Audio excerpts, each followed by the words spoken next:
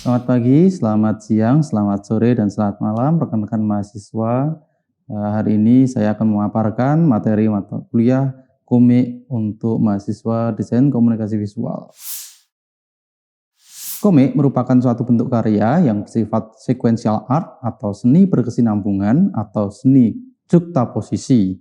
Artinya akan ada relasi dari suatu paparan dengan paparan sebelumnya dan atau sesudahnya untuk menyampaikan suatu pesan dalam koridor plot atau cerita. Bentuk sequential art bukan suatu yang baru di Indonesia, karena di Indonesia memiliki beberapa karya yang termasuk dalam sequential art, seperti Wayang Beber dengan judul Jaga Kembang Kuning dari Pacitan, serta Remang Mangunjoyo dari Wonosari, kemudian relief-relief candi, kemudian kisah-kisah tervisualisasi dalam lontar, dan sebagainya. Sedangkan di luar negeri juga terdapat semacam hal tersebut dalam artian sequential art, misalnya lukisan dalam Gua Lascaux di Prancis, kemudian Codex Nuttall di Amerika Latin, serta Permadani Bayok dari Normandia. Bentuk sequential art masa modern diawali dengan kehadiran mesin cetak. Salah satunya yang hadir pada tahun 1460 dengan karya berjudul The Torture of Saint Erasmus atau penyiksaan Santo Erasmus. Kemudian karya William Hogarth dengan judul A Harlot's Progress yang dibuat dalam 6 gambar yang terpisah dan diterbitkan dengan teknik engrave pada tahun 1731. Pada pertengahan abad 18 atau 1800-an, karya Rudolf Tolfer hadir dengan judul History de Monsieur Feuillebois yang diterbitkan di Amerika pada 1842 dengan judul The Adventure of Obadiah Oldbuck, ditasbihkan sebagai format model komik modern karena karya tersebut sudah mengandung indikasi unsur-unsur gambar, kata, serta panel. Perkembangan komik di Indonesia sudah mulai sejak sebelum pra-kemerdekaan atau sebelum Indonesia merdeka, yaitu dengan hadirnya komik-komik barat ke Nusantara, antara lain komik Phantom, komik Tarzan, komik Flash Gordon, dan sebagainya. Dinamika dalam komik Indonesia dimulai dengan kebangkitan, kejayaan, keterpurukan, dan kebangkitan kembali. Faktor penting dalam dinamika tersebut antara lain adalah SDM, yaitu komikus, karya komik itu sendiri, kemudian industri, juga penerbit di dalamnya, kemudian pembaca, dan teknologi atau media. Tercatat bahwa komik karya anak bangsa pertama hadir tahun 1930-an, yaitu komik strip Put On di harian Sinpo karya Kowangi atau Sopo Iku. Kemudian komik-komik Indonesia mulai bermunculan, antara lain Mencari Putri Hijau karya Nasrun AS, Pak Lelur pada tahun 1942, kemudian Roro Mendut di tahun yang sama, karya P. Margono, merupakan komik-komik pada awal generasi pertama komik karya anak bangsa. Pada era pasca proklamasi, muncul komik-komik bertema kepahlawanan, antara lain Kisah Pendudukan Jogja dan Pemberontakan Pangeran Diponegoro. Periode 1950-an diawali dengan hadirnya komik Si Jin Kui karya Xiao Ti Kui sebagai pelopor komik silat pada periode-periode setelahnya.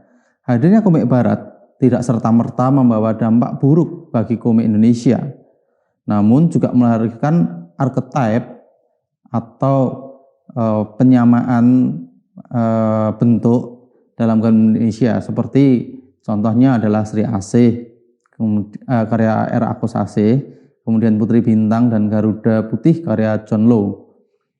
Era komik ini ditutup dengan hadirnya ide komik yang kembali kepada sumber kebudayaan nasional. Salah satunya adalah komik wayang yang populer dengan karya komik wayang R.A. Kosasih. Hal tersebut menjadi solusi dari gelombang masyarakat yang mulai menganggap komik dalam pengaruh barat merupakan hal yang tidak mendidik.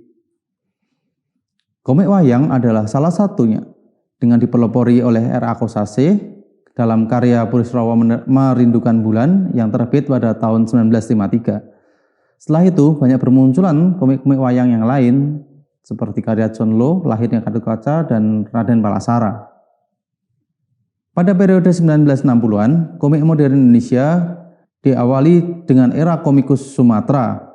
Mengapa Sumatera? Karena dipelopori oleh penerbit Kaso dari Medan, sehingga periode ini disebut juga sebagai komik periode Medan karena banyaknya komik yang dipengaruhi oleh legenda, budaya maupun komikus yang berasal dari Sumatera. Komikus di awal era ini antara lain Jas, Zamnuddin, juga Taguan Harjo. Masa keemasan genre superhero Indonesia juga berada pada masa ini yang merupakan arketipe dari superhero barat, seperti misalnya karakter Gundala yang dia terinspirasi dari Flash, Laba-Laba Merah dari Spider-Man, juga ada Kapten Mar yang terinspirasi dari Batman. Selain itu juga ada seperti tadi saya paparkan Sri Asih, dia sedikit banyak mengambil arketipe dari Wonder Woman. Kemudian juga ada Godam merupakan arketipe dari Superman. Selain itu juga ada Plastic Man dengan Kapten Melar.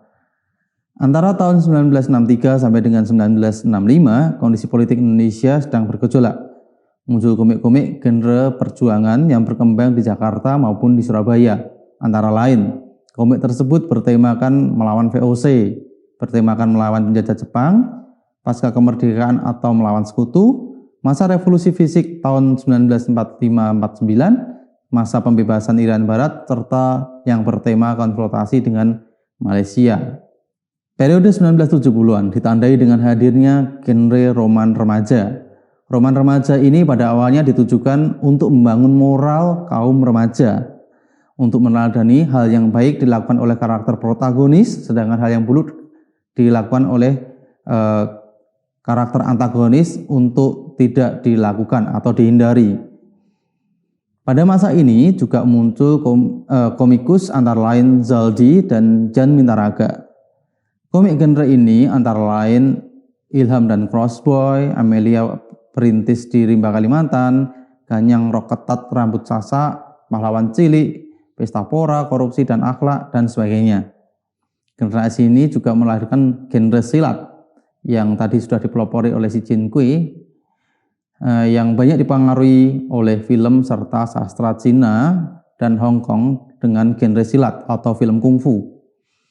Komik silat dipopulerkan oleh para komikus Sumatera. Komik genre silat ini yang populer antara lain Si Buta dari Gua Hantu karya Ganesh TH, Seri Api di Bukit Menoreh karya Esa Mintarja, kemudian Panji Tengkorak karya Hans Zalada, dan sebagainya. Awal genre silat maupun roman remaja ini bertujuan untuk mendidik masyarakat untuk berlaku dan berinteraksi dengan baik dalam masyarakat. Namun, pasar secara komersial memandang lain, erotisme dan kekerasan lebih mendatangkan untung menurut mereka daripada melukiskan kebaikan hati. Pesan moral baik tersebut akhirnya hanya bias dan didominasi lebih pada hal-hal yang cenderung perilaku negatif. Periode 1980-an, komik Indonesia pada periode 1980-an hingga 90-an awal atau 90-an akhir mengalami kelesuan. Masalah ini dikarenakan karena ada masalah yang dihadapi oleh dunia komik Indonesia, yaitu mengenai kecintaan sesaat para pembaca kepada satu genre. Hal ini sangat berdampak pada pendapatan dari penerbit. Tidak dipungkiri bahwa penerbit masa itu lebih berpaling pada komik terjemahan yang lebih digemari oleh pasar. Komik terjemahan ini hadir misalnya dengan format yang lebih besar, kemudian hadir dengan warna-warna dan sebagainya. Selain itu adalah masalah mengenai regenerasi komikus yang sangat sulit. Penetrasi komik asing dari Eropa, Amerika, Cina dengan versi manhwa, dan Jepang dengan versi manga menjadi faktor eksternal yang mengganggu pasar komik Indonesia saat itu. Era komik 1990-an yang diawali dengan munculnya komik karya komikus yang terinspirasi dengan gaya manga. Hal itu memunculkan beberapa pro dan kontra. Salah satunya dengan munculnya komikus karya anti-mainstream atau kemudian adalah indie label. Pada masa ini muncul pergerakan komik sebagai upaya membangkitkan komik Indonesia yang dipelopori oleh aktivitas mahasiswa, khususnya mahasiswa di ranah seni, seperti misalnya Pasar Seni ITB, PKN, dan PKAN. UNS menjadi salah satu pelopornya, yaitu melalui studio bengkel komik dari Fakultas Sastra dan Seni Rupa pada waktu itu, dengan karya yang fenomenal yaitu Street Soccer. Street Soccer ini di launching pada waktu itu di Gramedia atau Balai Sujatmoko pada kisaran tahun 2005-an, setelah 2005. Era ini banyak muncul komik karya komikus baru, baik yang sifatnya mainstream ataupun underground, yang diterbitkan melalui major label untuk yang mereka yang mainstream, atau underground yang indie label. Termasuk juga di dalamnya adalah serografi. Serografi merupakan tipe komik di mana bentuk penerbitannya adalah dengan menggunakan mesin fotokopi.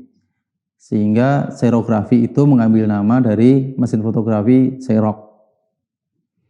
Di era ini sering muncul pertanyaan mengenai identitas komik Indonesia. Banyak sekali pertanyaan mengenai bagaimana sih identitas asli komik Indonesia, bagaimana karakter asli komik Indonesia dan sebagainya. Karena pada waktu itu manga bercokol di Indonesia dengan gaya-gayanya yang khas. Periode 2000-an sampai dengan hari ini dipengaruhi oleh perkembangan industri 4.0, society 5.0, dan cyberculture menjadi pengaruh dalam tren teknologi atau media komik masa ini. Industri komik ditunjang oleh kemajuan teknologi berbasis internet, sehingga muncul platform digital komik atau web komik, galeri digital, dan aplikasi komik digital. Selain itu, komik juga populer melalui media sosial. Perkembangan komikus yang kemarin mereka tergabung dalam studio, melalui penerbit dan sebagainya, sekarang berubah menjadi komikus-komikus individu. Mereka mempublish karya mereka melalui platform digital, sehingga komik-komik yang berbasis platform digital tersebut membuat industri kreatif, khususnya di bidang komik, di Indonesia bergerak membaik dan mengalami peningkatan, baik peningkatan minat maupun peningkatan kapasitas. Terima kasih atas perhatiannya. Selamat pagi, siang, sore, malam bagi rekan-rekan mahasiswa.